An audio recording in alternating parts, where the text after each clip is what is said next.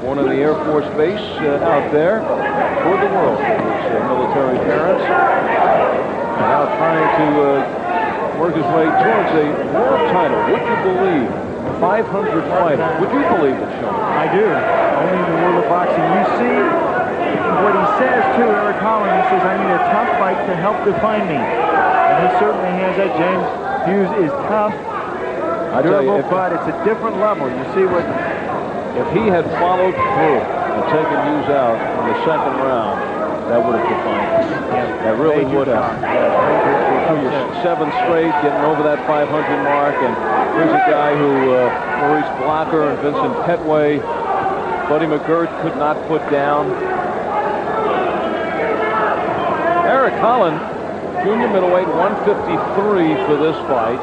Hughes weighed in at 151, but he insists he's a natural welterweight, and he just could not get enough welterweight fights, and has come up to the junior middleweight division, but feels he's fighting over his weight. And he is really looking arm weary now. James Hughes is. Gloves get heavy. Al Albert, along with the champ from the legendary Blue Horizon. Incredible. I do see 2 empty seats up there. That's the first time I have seen empty seats. No shows here in years. Oh, is that you? And when we go off the air, that's where we sit. Yeah, we snuck down here at ringside. Not a bad seat in this place. Not a bad seat in the house, except there's 2 stools that aren't very comfortable. Either that or a seat on the canvas. Well, you remember what Eric Holland said before this fight, how he was going to fight James Hughes? He is completely stuck to that, and remember, this is what he said. Since he's taller than I am, which mostly everybody is, stay close, you know, apply pressure early, you know, and you know, he likes to throw the long right hand, so I'll try to stay in close and nullify that, and basically just stay in tight circle around him and see what he has. Oh yeah, he has definitely done that. You know, that is it about boxing too. There was a way to beat everybody in boxing. The real strategists take and they figure out the styles. They learn as much as they can about their opponents, and they go in there with the intent of, even if it takes 10 rounds, I'm going to pick my opponent apart systematically. Yeah. Eric Holland following that fight plan. Now he gets a warning for the low blow. Although, you know what? I think that's Eric Holland's fight plan every fight. I mean, that's he just grinds it inside. And, you know, when you go to changing a style like James Hughes is trying to do in this fight, it really throws you off. When you train every day and you think to yourself, I'm going to train as a boxer because I'm going to box Eric Holland because he doesn't hit very hard, but if I move away from him, he'll walk right into everything. Then you have to change during the fight. It makes you tired. It physically wears you out because you've not trained for that type of fighter, for that type of style. So that's why he's not changing. But remember, this is where James Hughes starts to turn it up. He says he knows Holland comes forward. I'll kind of step around and I'll try to back him up. Well, backing up Eric Holland is a pretty difficult task, and James Hughes has not found the key so far in the first 6 rounds. But James Hughes does not appear as fresh as we have seen him in the past. And he still has 4 rounds to work with. And going into this fight now, we both talked today. We looked at this fight and we said, here is a really good match. But I think Eric Holland has just controlled the fight from the first round. Well, from the second round when he almost knocked down James Hughes, he has taken control and he's kept it.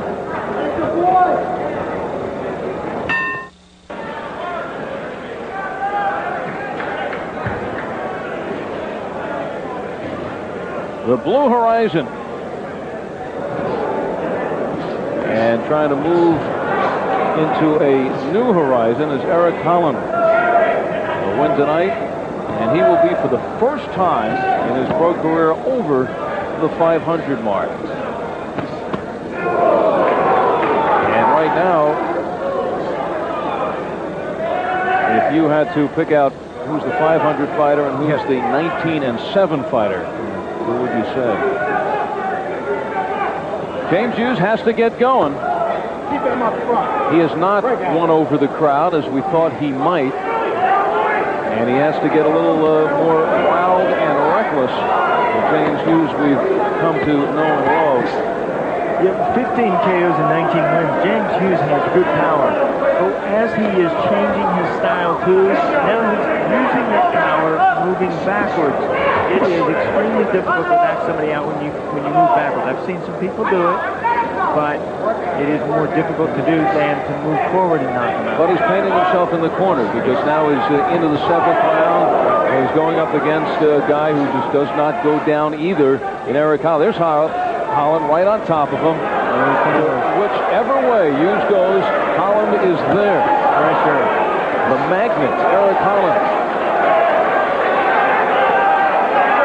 When asked to describe his style, he said pressure. I get into the inside, and I punch.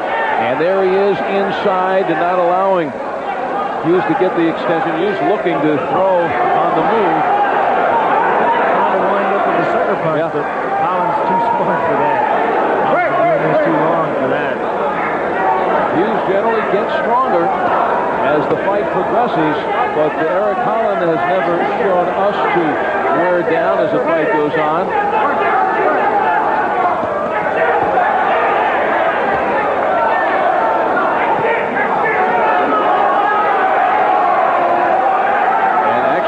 Hughes right now antagonizing the crowd with his walkaway tactics, but he's now into trying some different things. He's opened up a cut under the left eye of Holland and goes for it. Remember when he fought Buddy McGirt? McGirt was coming off the shoulder injury. Hughes went into the fight, says he'll go right for the shoulder. Anything to win to James Hughes. Anything fair game once he steps in the ring. Well, everybody does that. And we'll pause for these words from your local cable systems. But he did it with just a smile. To McDonald on the inside, pounding away as he said he would, trying to send James Hughes down to the Holland tunnel.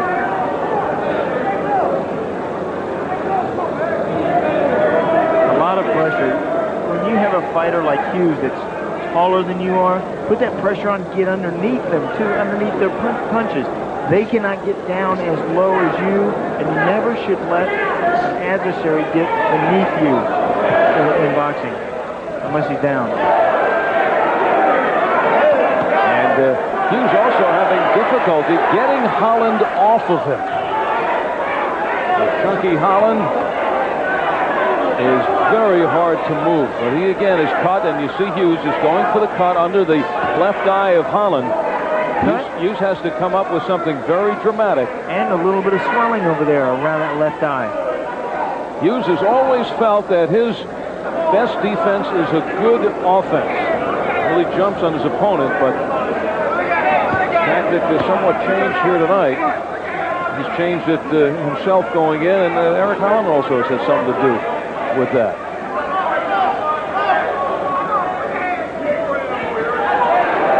Right by Holland scores. Now trying to measure Holland.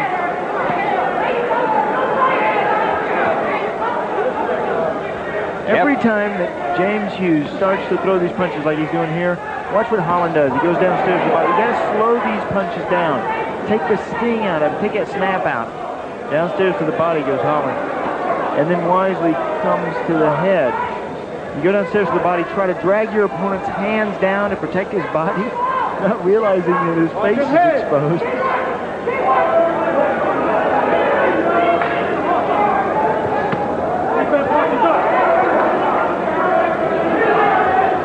We look for this one to go the distance as an action-packed fight, although Eric Holland nearly ended this in the second round. We were wondering about that in the second round. Buckled the knees of James Hughes. And buckled the shoes of James Hughes. Again, Holland not giving up any ground. Hughes is trying to push him. Yeah, Eric is trying to make Hughes work. He's trying to make him tired. If you get on your opponent, you make him punch, it wears him out, it makes him tired. And then Hughes punches, and Holland tries to come right back. But now Holland's got to be concerned about that left eye. Swelling and cut underneath that.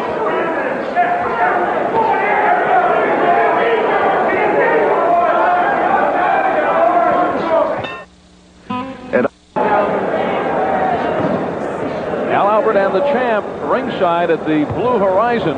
In the white trunks is Eric Holland, the best 500 fighter in the world at 15-15-3, looking for 7 straight wins. It's been a long climb up the mountain for Eric Holland, and now he is trying to make something of his boxing career. 19-7, James Hughes is in the black trunks, but right now James Hughes needs something to happen in the last couple of rounds in dramatic fashion. Yeah, and they know it in his corner. Wally Dinkins, Mike Skorosku saying to Hughes, let it fly, let it go, let's go home early.